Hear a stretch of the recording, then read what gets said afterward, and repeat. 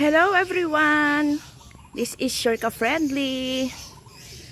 Si Ka-Friendly ay day off ngayon, Monday. Pero kung tutuusin, parang hindi day off. Day off si ibang gawain. Pero actually, sa paglilinis at pagwawalis ng bakuran, hindi. So tignan nyo naman Ka-Friendly. Oh. Ayan na naman ang trabaho ni Ka-Friendly. Ang maglinis, ang magwalis. Oh, ayan.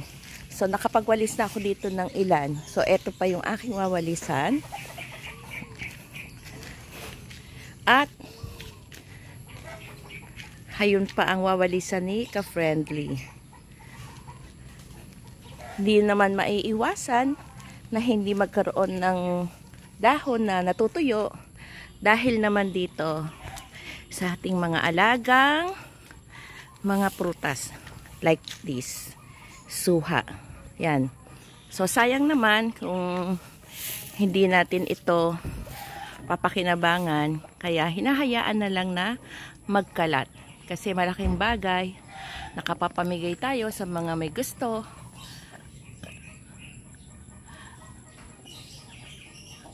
Yon. So, yearly, napakaraming bunubunga nitong suhang ito.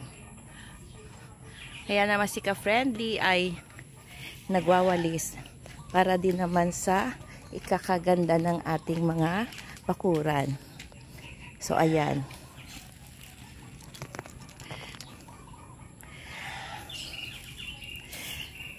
Kaya tayo ay mag-umpisa na uling magwalis, maglinis.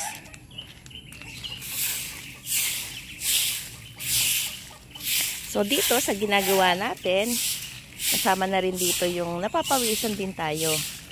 So, marami ring benefits, diba? Bukod sa nakapagwalis ka na, malinis na ang bakuran mo, pinawisan pa. Oh. So, doble. Malinis na, na-exercise ka pa. Nabawasan pa ang ilang mga cholesterol sa ating mga katawan. So, Ka-Friendly, ito yung ating gawain pag Monday. At kapag naman hindi Monday, ay marami tayong ibang bagay na inaasikaso. So, naglalaan tayo ng oras para dito sa ating mga kapaligiran.